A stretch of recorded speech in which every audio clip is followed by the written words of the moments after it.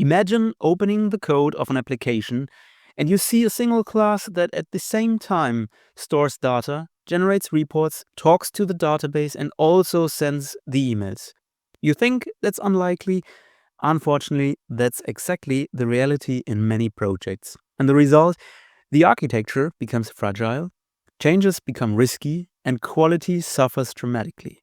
But what if there was a simple principle that could help you bring order in this chaos and lay the foundation for clean, stable software architectures? And that's exactly what this video is about, the single responsibility principle from the Solid Principles.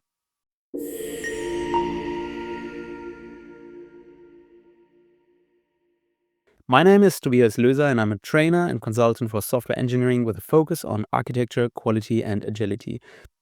Back to the topic, at first glance, the single responsibility principle sounds simple, but there's much more behind it than just a recommendation for clean code. It is actually a key to better architecture. And that's exactly what we're going to look at step by step now. The single responsibility principle is part of the well-known Solid Principles influenced by Robert C. Martin, better known as Uncle Bob. His goal was to give developers tools in the form of principles with which complex systems could be made more understandable, more stable, longer-lived, and therefore more maintainable. But the underlying idea is actually even older. Edsger Dijkstra already emphasized this with the principle of separation of concerns. Complexity becomes manageable when we break problems down into clearly separated responsibilities. This core idea has proven to be one of the most important guiding principles for good software architecture to this day. If you want to dive deeper into the origins, in the description I've linked a few books that I highly recommend. The single responsibility principle can be summarized in one sentence. There should never be more than one reason for a class to change. It's important not to interpret the principle too narrowly. Robert C. Martin himself later refined it in his book Clean Architecture. A module should be responsible to one and only one actor. That means it's not just about classes, but generally about modules, services, layers, or even entire subsystems. Each of these units should serve exactly one clear responsibility. And we need to keep two perspectives in mind. The technical view, questions like who is responsible for persistence, who for business logic, who for interfaces, and the business or domain view, for example, which business processes and use cases are reflected in the architecture. Both views must work together so that an architecture remains maintainable and understandable in the long term. I'd also like to point out that when Robert C. Martin speaks of actors, he actually means stakeholders or user groups in his examples. So a class or a module should be responsible to only one actor. That means if we have different features used by different user groups, like end users, admins, etc., we should separate them by actor or by user group. If there's then a new requirement from admins and code needs to be changed and users' functionality remains completely unaffected. That's not always easy to implement because not every function can clearly be assigned to one actor. So for this explanation, let's stick with the idea that one unit, whether a class, a module, a service, or even a whole architecture layer, should serve exactly one clear responsibility. So why is this so important? Imagine you have one component that is responsible for data storage, business logic, and logging at the same time. As soon as anything changes in one of these areas, you have to touch this component. That means many things are affected at once, even though you only wanted to change a small part. This dramatically increases the risk of errors, makes the system much harder to test, and maintenance becomes a nightmare.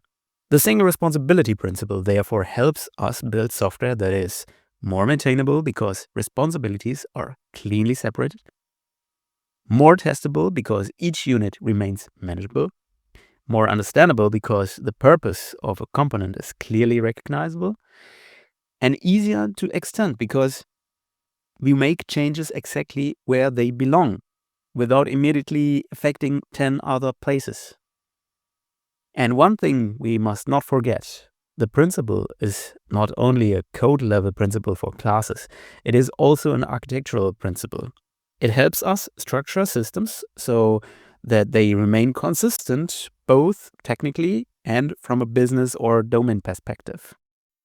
That's why it is closely related to the other SOLID principles. SOLID is an acronym and consists of the initial letters of the 5 principles: single responsibility principle, open close principle, Liskov substitution principle, interface segregation principle, dependency inversion principle. But you could say that the single responsibility principle is kind of the foundation, the base on which the other principles are built on. Before we look at a practical example, a quick note. If you'd like regular insights and concrete tips about software quality, architecture, and agile methods, feel free to follow. And through likes and comments, I can also see which topics are especially interesting. And that helps me create even more relevant content. Maybe also about the other SOLID principles if there's interest. Let's look at a concrete example. But first, a small disclaimer, so we don't have to look at a huge repository full of code. For this example, we are using a very abstract one. And what a really good solution looks like always depends on the concrete case and on which level of the software architecture we are talking about. But let's assume we have a class called Report Manager. This class does the following. It reads data directly from the database. It calculates various metrics or key figures. It generates PDF reports, and it sends these reports via email. At first glance, this might seem practical, everything in one place, but in reality, this class violates the single responsibility principle multiple times. Why? Because each of these tasks belongs to a completely different responsibility area. Data access is a technical responsibility. If anything changes in data access, I have to modify this class and probably many others where I did it the same way. Calculating the key figures belongs to business logic. If the formulas change, I again have to touch this class. PDF generation is a kind of presentation output responsibility. If the layout or library changes again, class needs to change. Email sending is yet another responsibility area. If the mailing logic changes, again, the class is affected. So there are many different reasons why this class might need to change. It has way too many responsibilities. That makes the architecture fragile and testing complicated. How can we do better? By separating the responsibilities. For example, like this: a report repository for data access, a report calculator for calculating the key figures, a report generator for PDF creation, and a report sender for sending the reports. The original report manager then only coordinates these specialized components.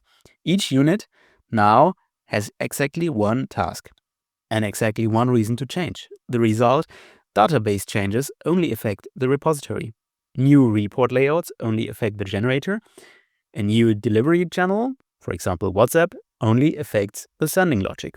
The system stays clearly structured, testable, and much easier to change or extend. And that is exactly the core of the single responsibility principle. Reduce complexity by cleanly cutting responsibilities. If you're currently working on exactly these kinds of challenges in your project, whether improving software quality, introducing cleaner architecture, or working with agile methods, feel free to check out my website. You'll find more information about trainings and individual consulting there. Let's quickly summarize the most important points. The single responsibility principle comes from Robert C. Martin and is part of the SOLID principles. The core idea goes back to Edsger Dijkstra and the principle of separation of concerns. Robert C. Martin later refined it: a module should be responsible to one and only one actor. So it's not only about classes, but also modules, layers, services, and their responsibilities. In practice, this means a unit should have only one reason to change. The principle, therefore, makes software more maintainable, testable, understandable, and extensible, both on a technical and on a business or domain level. Following this principle leads to better software architecture and higher software quality. Architecture doesn't get better overnight. But with principles like the single responsibility principle, we lay a strong foundation. And that's exactly what we can then build upon.